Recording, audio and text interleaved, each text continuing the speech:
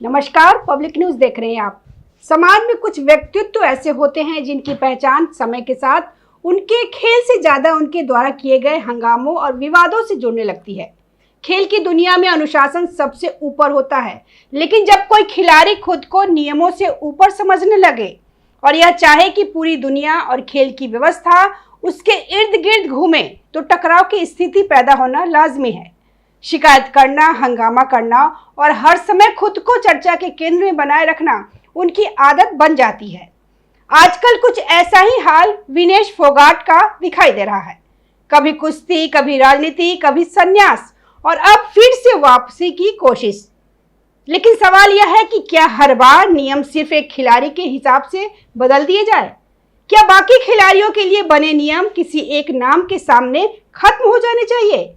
दरअसल मामला उस समय गर्मा गया जब Vinesh Phogat open national ranking tournament में हिस्सा लेने गोंडा पहुंची। यह कोई सामान्य प्रतियोगिता नहीं होती। इसी तरह के टूर्नामेंट के जरिए खिलाड़ियों का चयन बड़े अंतर्राष्ट्रीय मुकाबले और विशेष ट्रेनिंग कैंपों के लिए किया जाता है। आने वाले एशियन गेम्स और दूसरे अंतर्राष्ट्रीय टूर्नामेंटों को देखते हुए यह प्रतियोगिता बेहद महत्वपूर्ण मानी जा रही थी।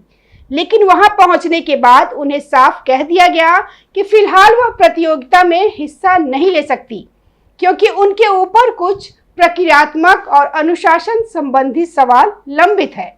यहीं से विवाद शुरू हो गया। विनेश फोगाट ने आरोप लगाया कि उनके साथ गलत व्यवहार किया जा रहा है।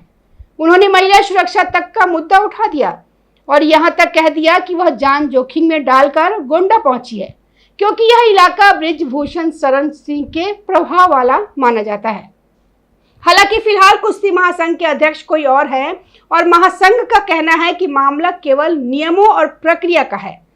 असल विवाद यह है कि विनेश फोगाट ने पहले संन्यास की घोषणा की थी, उसके बाद अब वह फिर से प्रतिस्पर्धी कुश्ती में वापसी करना चाहती है।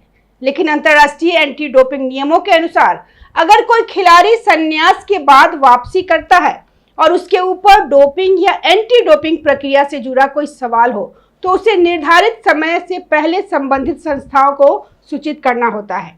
यही वह बिंदु है जिस पे विवाद खड़ा हुआ। महासंघ का कहना है कि विनेश फोगाट ने अंतर्राष्ट्रीय संस्था को जानकारी तो दी, लेकिन भारतीय कुश्ती महासंघ को समय पर औपचारिक रूप से सूचित नहीं किया। साथ ही उनके ऊपर यह आरोप भी लगाया गया कि उन्होंने एंटी डोपिंग टेस्ट से जुड़ी एक प्रक्रिया का पालन नहीं किया। विनेश ने वापसी की इच्छा जताते हुए यूनाइटेड वर्ल्ड रेसलिंग और इंटरनेशनल टेस्टिंग एजेंसी को तो ईमेल किया, लेकिन उन्होंने अपने ही देश के भारतीय कुश्ती महासंघ WFI को सूचित करना जरूरी नहीं समझा।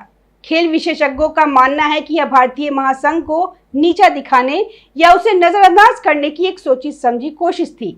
किसी तकनीकी खामी के कारण वह जून 2026 तक किसी भी प्रतिस्पर्धा में भाग लेने के लिए पात्र नहीं मानी जा रही है। इसी कारण उन्हें नोटिस जारी किया गया और जवाब मांगा गया। महासंघ के अनुसार जब तक जवाब नहीं आता और कमेटी उस पर फैसला नहीं लेती, तब तक उन्हें खेलने की अनुमति नहीं दी जा सकती। विनेश फोगाट का पक्ष यह है कि उन्होंने इंटरनेशनल टेस्टिंग एजेंसी और यूनाइटेड वर्ल्ड रेसलिंग को सूचित कर दिया था और उनके पास ईमेल रिकॉर्ड भी है। उनका कहना है कि उन्होंने नियमों का पालन किया है, लेकिन महासंघ का सवाल यह है कि यदि आप भारत के खिलाड़ी हैं तो भारतीय कुश्ती महासंघ को जानकारी देना भी जरूरी था। सिर्फ विदेशी संस्थाओं से संपर्क करके घरेलू प्रक्रिया को नजरअंदाज नहीं किया जा सकता। यहीं से यह पूरा मामला केवल खेल तक सीमित नहीं रह गया, बल्कि राजनीति और छवि की लड़ाई बन गया। पिछले कुछ वर्षों में विनेश फोगाट केवल खिलाड़ी के रूप में नहीं, बल्कि एक राजनीतिक चेहरे के रूप में भी सामने आई है। उन्होंने आंदोलन किए, प्रेस कॉन्फ्रेंस की, बड़े नेताओं के साथ मंच साझा किया और फिर चुनावी राजनीति में भी कदम रखा। उन्होंने कांग्रेस नेता दीपेंद्र हुड्डा के प्रभाव में आकर राजनीति में कदम रखा, जहां उन्हें खेल मंत्री बनाने का सपना दिखाया गया। जुलाना सीट से उन्होंने चुनाव लड़ा और जीत भी हासिल की, लेकिन उनकी राजनीतिक पारी वैसी नहीं रही जैसे उन्होंने सोची थी। प्रदेश में कांग्रेस की सरकार नहीं बनी, जिससे उनके खेल मंत्री बनने का सपना टूट गया। राजनीति में एक विधायक के तौर पर सीमित हो जाने के बाद अब विनेश का मन एक बार फिर कुश्ती के अखाड़े की ओर मुड़ा। लेकिन समस्या यह है कि खेल के नियम राजनीति की तरह लचीले नहीं होते। हरियाणा की जुलाना सीट से चुनाव लड़ने के बाद उनकी छवि केवल खिलाड़ी की नहीं रही, चुनाव के दौरान उन्हें लेकर तरह तरह की चर्चाएं हुई। कुछ लोगों ने कहा कि वह राजनीति में लंबी पारी खेलना चाहती है। कुछ ने कहा कि उन्हें खेल मंत्रालय से बड़े पद का सपना दिखाया गया, लेकिन चुनावी नतीजों के बाद तस्वीर बदल गई। कांग्रेस सत्ता में नहीं आई और विनेश फोगाट की राजनीतिक महत्वाकांक्षाओं को बड़ा झटका लगा। इसके साथ ही पेरिस ओलंपिक का विवाद भी जुड़ा रहा। वहां उनका प्रदर्शन चर्चा में रहा, लेकिन फाइनल मुकाबले से पहले वजन सीमा से जुड़े नियमों के कारण वह बाहर हो गई। यह भारतीय खेल इतिहास के सबसे चर्चित विवादों में से एक बन गया। उस समय देश भर में उनके समर्थन में भावनात्मक माहौल बना। सरकार ने भी अंतर्राष्ट्रीय स्तर पर कानूनी लड़ाई लड़ने की कोशिश की, लेकिन अंत में फैसला नहीं बदला। ओलंपिक के बाद विनेश फोगाट ने भावुक संदेश लिख के संन्यास की घोषणा कर दी थी। उस समय उन्होंने कहा था कि उनका सफर खत्म हो चुका है, लेकिन अब अचानक वापसी की कोशिश ने कई सवाल खड़े कर दिए। कुश्ती महासंघ की ओर से फिलहाल यही कहा जा रहा है कि किसी खिलाड़ी को विशेष छूट नहीं दी जाएगी, चाहे वह कितना भी बड़ा नाम क्यों न हो। सभी के लिए नियम समान होंगे। महासंघ का कहना है कि अगर किसी खिलाड़ी को नोटिस भेजा गया है तो उसे जवाब देना होगा और जांच पूरी होने के बाद ही निर्णय लिया जाएगा। वहीं विनेश फोगाट के समर्थकों का कहना है कि उनके साथ लगातार सख्ती दिखाई जा रही है और उन्हें निशाना बनाया जा रहा है। उनका मानना है कि वह सिर्फ अपने अधिकारों की लड़ाई लड़ रही है, लेकिन विरोधियों का तर्क है कि हर बार विवाद खड़ा करके अपना दबाव बनाना खेल के माहौल को खराब करता है। दरअसल पिछले कुछ सालों से भारतीय कुश्ती लगातार विवादों में रही है। खिलाड़ियों के आंदोलन, महासंघ पे आरोप, ट्रायल्स को लेकर विवाद और अदालत तक पहुंचने वाले मामले, इन सब ने खेल की छवि को प्रभावित किया। कई युवा खिलाड़ियों ने भी शिकायत की कि लगातार विवादों के कारण उनकी तैयारी प्रभावित हुई। ट्रायल्स में देरी हुई, चयन प्रक्रिया पे सवाल उठे और खिलाड़ियों का फोकस खेल से हट गया। इसी वजह से अब महासंघ शायद किसी भी नए विवाद से बचना चाहते हैं। वह नहीं चाहते हैं कि फिर किसी खिलाड़ी के कारण पूरा सिस्टम दबाव में आ जाए। महासंघ का कहना है कि यदि नियम बाकी खिलाड़ियों पर लागू होते हैं तो बड़े नामों पर भी होने चाहिए। विनेश फोगाट के करियर को देखें तो उन्होंने भारतीय कुश्ती को कई बड़ी उपलब्धियां दी है। कॉमनवेल्थ गेम्स, एशियन गेम्स और अंतर्राष्ट्रीय स्तर पर उन्होंने देश का नाम रोशन किया, लेकिन पिछले कुछ वर्षों में उनका करियर खेल से ज्यादा विवादों और राजनीति के कारण चर्चा में रहा। यही वजह है कि अब उनकी हर गतिविधि को केवल खेल के जरिए से नहीं देखा जाता। राजनीति में जाने के बाद खिलाड़ियों के सामने सबसे बड़ी चुनौती यही होती है कि उनकी खेल वाली छवि धीरे धीरे राजनीतिक पहचान में बदलने लगती है।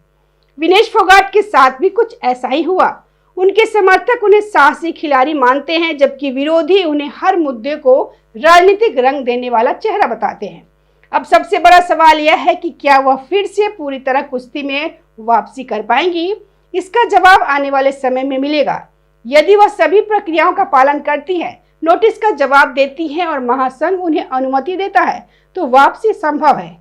लेकिन अगर विवाद इसी तरह चलता रहा तो उनका खेल करियर और मुश्किल में पड़ सकता है। विनेश फोगाट का मामला यह सबक देता है कि खिलाड़ी चाहे कितना भी बड़ा क्यों न हो, वह नियमों और खेल की गरिमा से ऊपर नहीं हो सकता। खेल में राजनीति का प्रवेश अक्सर खिलाड़ियों के करियर को नुकसान पहुंचाता है। विनेश फोगाट ने जिस कुश्ती को राजनीति बना दिया, आज वही कुश्ती उन्हें स्वीकार करने से पहले नियमों की सूचिता मांग रही है। आज विनेश एक टूर्नामेंट के लिए संघर्ष कर रही हैं। यदि वह वास्तव में कुश्ती में वापसी करना चाहती हैं, तो उन्हें विदेशी संस्थाओं पर दबाव बनाने या सोशल मीडिया पे माहौल बनाने के बजाय भारतीय कुश्ती महासंघ के नोटिस का जवाब देना चाहिए और स्थापित प्रक्रियाओं का पालन करना चाहिए। हंगामा खड़ा करने और सहानुभूति बटोरने की कला राजनीति में काम आ सकती है, लेकिन अखाड़े के नियम सबके लिए बराबर होते हैं।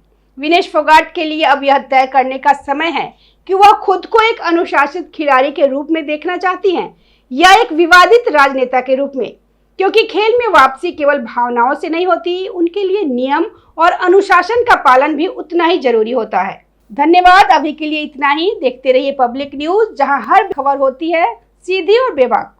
ताज़ा खबरों से जुड़े रहने के लिए हमारे चैनल को सब्सक्राइब करें और बेल आइकन को दबाना ना भूलें, ताकि हर खबर की नोटिफिकेशन आपको मिलती रहे।